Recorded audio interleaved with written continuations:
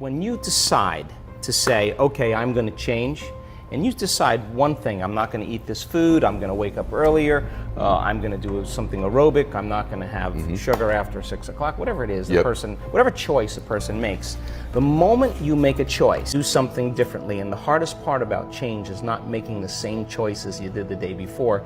Get ready, because it's going to feel uncomfortable. Right. It's going to feel unfamiliar. There's going to be some uncertainty and unpredictability, and that's the moment the game is on. So then most people, their body has been conditioned emotionally to be the mind. The body says, wow, I'd rather hang on to my guilt than take a chance and possibility. I'd rather live in fear than trust in the unknown. So once the person feels uncomfortable, the body goes, whoa, wait a second, we're out of the program here, and body starts influencing the mind. So it says, start tomorrow, you'll never change, you don't have the money to do this, you're not good enough, your mother told you were this, your father's fault, it's your ex's fault, you know, all of the voices that come up. Now here's the deal. If you respond to those voices, those same thoughts as if they're true, by the way, they're always going on behind the scenes of your awareness. If you're freeing your body from the chains of those emotions that keep you anchored from the past, you should go from particle to wave, from matter to energy, liberating energy and freeing your body. So we measure the energy centers of the body because we teach our students that each one of these energy centers are centers of information. They have their own frequency, they have their own intent, they have their own consciousness, they have their own glands, their own hormones, their own chemicals, their own individual little brains, and they're under the control of the autonomic nervous system. So people have to learn how to change their brain waves to get into their autonomic nervous system to begin to reprogram these different energy centers. And I thought, well, people are healing, but let's find the instruments to show us that those changes are actually scientifically based. So we found an instrument in Russia, and we measured thousands of people's energy. We also have done measurements on immune regulation, and we found that just a few times a day, 10 minutes a day for 4 days, just elevating your emotional state will strengthen your immune system by more than 50%. We've measured genetic changes. We've measured 7,500 different gene regulations, and our students have changed their genetic expression in 4 days. Genes that downregulate tumors and cancer growth, genes that are responsible for neurogenesis, not just making new connections, but the growth of new neurons in response to novel experiences and learning. The gene that stimulates or downregulates oxidative stress and begins to cause the body to move back into balance, anti-cancer, anti-aging, anti-heart disease, anti-stroke, anti-neurodegenerative. The gene that activates stem cells to go to damaged tissues and repair them. The gene that activates microtubules. The microtubules are the skeletal structures of the cell that vibrate and emit light, coherent light and information. And when cells are diseased or out of balance, those different harmonics are causing the cells to emit different frequencies, and the frequencies can't carry the information, and that's what causes the cells to begin to break down. Well, we now know that the microtubules, the gene when the microtubule gets signaled, that they're resonating at a greater frequency. And so our most recent research was measuring telomere lengths. And telomeres are the little DNA shoestrings that every time a cell divides, it gives up a little of that shoestring. And so the body begins to biologically age. So my question was, could we reverse that? So we randomly selected 32 people. We asked them to do meditation for 60 days. And 74% of those people had a change for the better in their telomere length. We had 40% have a significant change. And we had 23% have a dramatic change. In other words, they got a certain percentage of their life back. One lady, we measured the telomeres at the beginning of the event. 4 days later, we measured the telomeres, and we measured the telomeres 60 days later. The scientist said to me, you're not going to see any changes in telomeres 4 days later, because telomeres, as I understand, it's like hair or fingernails. They take time to grow. But I said to the scientist, we're witnessing people get their hearing back in one meditation. Why not once, not twice, not 3 times? We have people with skin rashes come out of a meditation and the skin rash is gone. They're getting a biological upgrade. So I said, well, if it's happening in no time, it's not a Newtonian phenomenon. It's not matter changing matter. Like, we're talking about energy changing matter, which is a quantum phenomenon. I said, if that's happening, is it possible that their telomeres could lengthen in a very short amount of time? And he paused for a long time, and then he said, you know, I think it is possible. I said, well, I'm willing to spend the money to see if it's true. And we had one lady who lengthened her telomeres in 4 days, which is really, really significant. Anyway, so I gathered all this data, and I wrote a book called You Are the Placebo, Making Your Mind Matter. And I had thought, well, hell, if you understand the science of the placebo, you know, giving someone a sugar pill or a saline injection or performing some false surgery or procedure, a certain percentage of those people will accept, believe, and surrender to the thought that they're getting the real substance or treatment, and they begin to program their autonomic nervous system to make the exact pharmacy of chemicals equal to the substance they think they're taking. Now, that's not light dinner conversation. That means then that that pill, which is an inert substance, is a symbol that represents a possibility in the quantum field.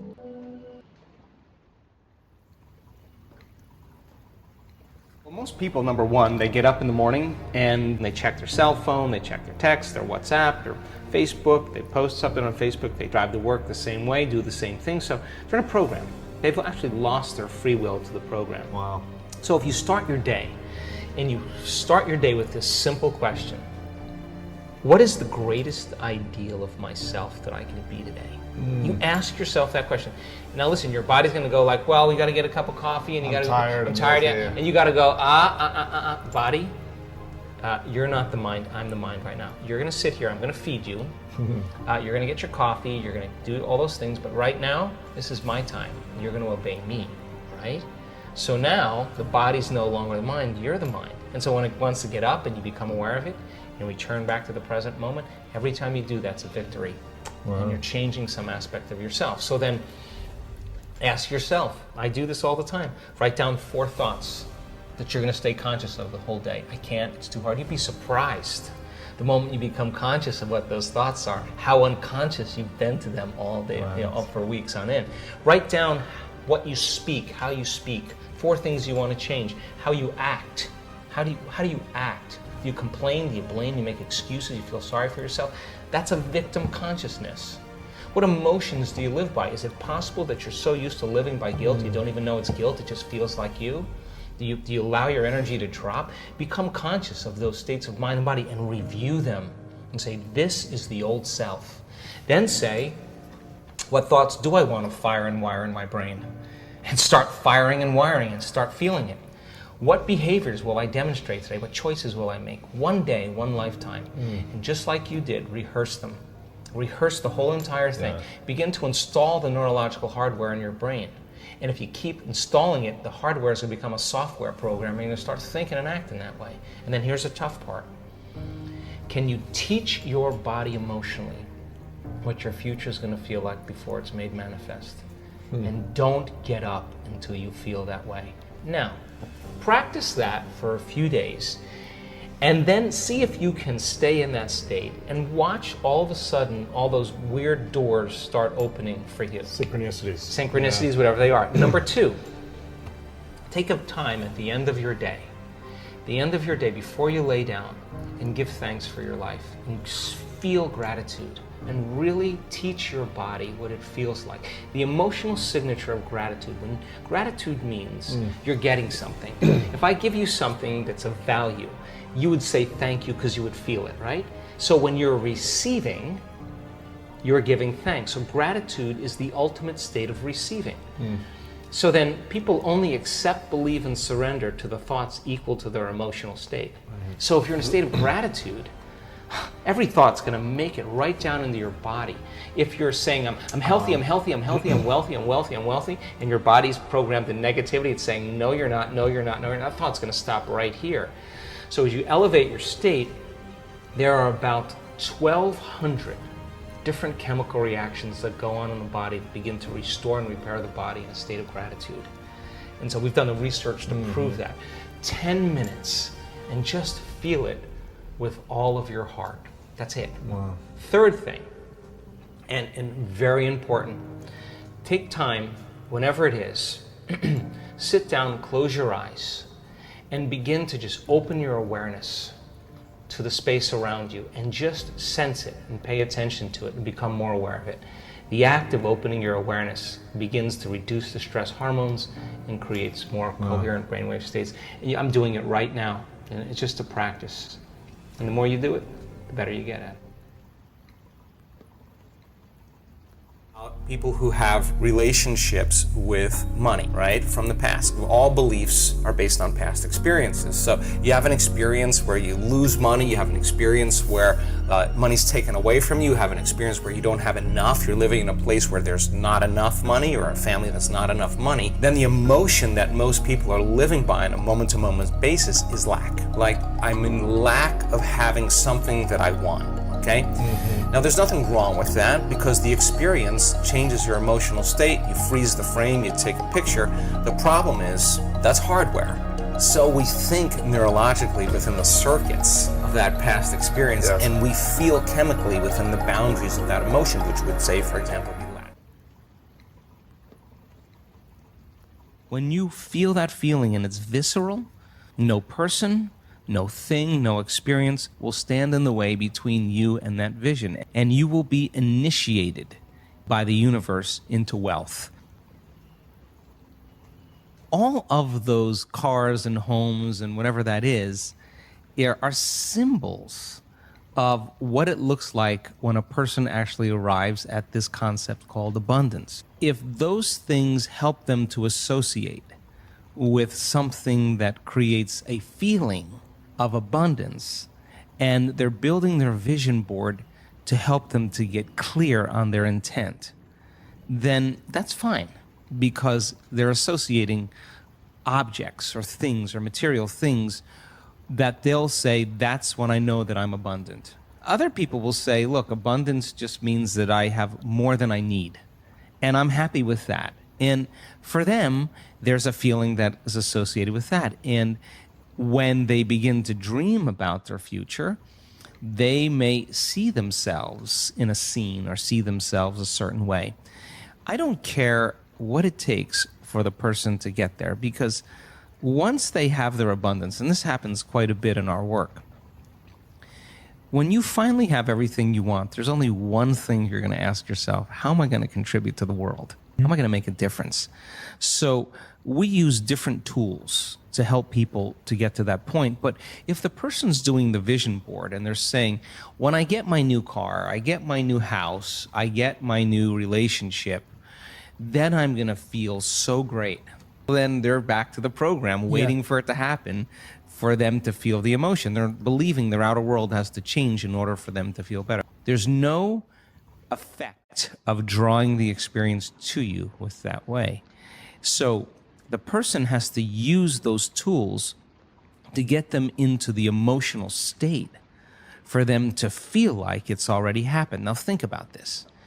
If you get up from a creative process and you feel grateful, you feel a love for life, you feel a joy for existence, you feel a passion for the moment, you will not be looking for your future, because you'll feel like it's already happened. It's the moment that we start feeling those self-limiting emotions that we feel separation, and then we start looking for it again. No longer about the game called abundance, it's about the game called change. What do I need to change? The more I change, the more I'll be abundant. Yes. So then it's no longer how come it hasn't happened? That's the old personality, separate from the experience, still in lack, asking that question, which is reaffirming it, because that's the lens you're perceiving it through. Okay, so sit with yourself long enough and not turn on your cell phone, not scroll through your social media, and do no TikTok, no emails, none of that stuff. Don't, just sit and close your eyes and watch the thoughts that come up. That's the exact reason why you're not abundant. Watch what you want to do when you're feeling lack, to take away the lack, and there's always something you do to take it away. But sit with the lack and be curious on what's on the other side of it, right? People have to learn how to change their brain waves to get into their autonomic nervous system to begin to reprogram. The latest research in neuroplasticity tells us we're not hardwired to be a certain way for the rest of our lives. The latest research in epigenetics says we're not doomed by our genes. that in fact were marvels of adaptability and change. So as a person started to contemplate and think about, who do I want to be when I open my eyes? What would it be like to be happy? What would it be like to live a new life? The frontal lobe is looking out into the landscape of the entire brain because it has connections to the entire neocortex, and it's got to resolve the problem. So it starts calling up different networks of neurons that are relevant to the question based on the knowledge the person learns or the experiences that they had, and it begins to seamlessly piece together this new understanding, and that's called intention.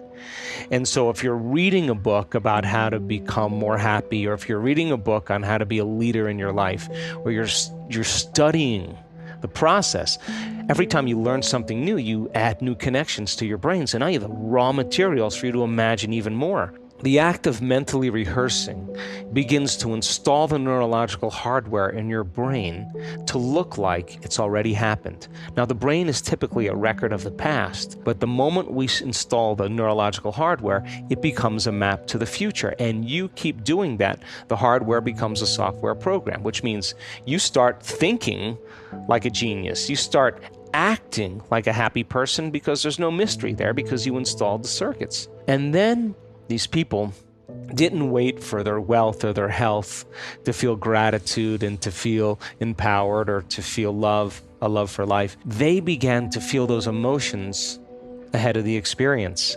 And their body, as the unconscious mind, doesn't know the difference between the experience in their life that creates the emotion and their emotion that they're creating by thought alone. The body's believing it's living in the future, in the present moment. And the stronger the emotion that they felt, the more they're going to pay attention to the thoughts they're thinking. And now all of a sudden, they're changing their biology from living in the past present reality to living in the future present reality. And I was so intrigued by this process that I went back to school to study neuroscience, because it was the answer. In the internal process of rehearsing and imagining, they had long moments where they lost track of time and space, where when they opened their eyes, they thought it was maybe 15, 20 minutes later, and it was an hour and 15 minutes later. When we get into the present moment, there's a moment where you lose track of yourself. You forget about yourself. And only in the present moment do you have access, according to the quantum model of reality, to other possibilities. What is a state of being? Thoughts are the vocabulary of the brain. Feelings are the vocabulary of your body. How you think and how you feel creates your state of being. So then if you wake up in the morning and you come back to your senses with a clean slate and you say, I don't feel anything, and you say, well, let me start thinking about all the problems in my life. Well, all those problems are connected to different people or different objects or things at different times and places. The moment you remember your problems, a memory is a record of the past. You're thinking in the past. Every one of those problems has an emotion associated with them. So all of a sudden you start feeling unhappy, you start feeling bitter, you start feeling frustrated. So now your body's in the past. So then most people then create a state of being that's connected to their past. And if they're in the familiar past, then they are going to crave the predictable future, and they're going to fall back into routine. So then never make it be about the end result. Make it be about effort. Every day you're overcoming. Every day you're out of the bleachers and you're on the field and you're giving it your all and you're practicing. You're keeping your energy up greater than your habits in your body or the emotional conditioning of your body, greater than any circumstance in your environment, and sustaining it for an extended period of time. And then all of a sudden, when you're connected to the energy of your future, and you know what that feels like, you will know the moment you return back to the energy of your past. And if you tell me it's because of your boss or your coworker or your ex, I'm going to say, you're back to the unconscious program, that you're the victim of your life. It takes some unlearning, and the unlearning process is the most important process, because once you do that, you're clearing out room for the next creation to be easier. Begin to create from the field instead of from matter. The only way you can do that is you have to learn how to take all of your attention off your body and become a nobody. Take all of your attention off all the people in your life that you give so much of your attention and energy to because you have an emotion associated with them. and get beyond all the people in your life and go from a someone to a no one. Now, if you've worked your whole life being a someone, or if you've been working your whole life thinking that you're your body, you're gonna have to work a little harder because that's your identity. That's what you're associated with. And if this was easy, everybody would be doing it. So then you have to go get beyond all the things in your life, your cell phone, your computer, your car, and literally go from something to nothing. You have to take all your attention off the place you work, the place you live, the place you need to be, the place you're sitting, and go from somewhere to nowhere. You gotta stop thinking about the predictable future and the familiar past and go right into the present moment and go from some time to no time. And if you do that properly, you become pure consciousness. And that's how you enter the field. Now, we've done the research on this. We call it getting beyond the self. Once you are pure consciousness, you're taking all of your attention off this three-dimensional reality. Now, where you place your attention is where you place your energy. They're bound by an invisible field of energy that's keeping them connected. So you got to use a greater energy than the energy that's holding them together to separate them. Well, in order for you to change, then, you can't have energy without awareness or consciousness. You got to go to a greater level of consciousness and change your energy. And nobody changes until they change their energy.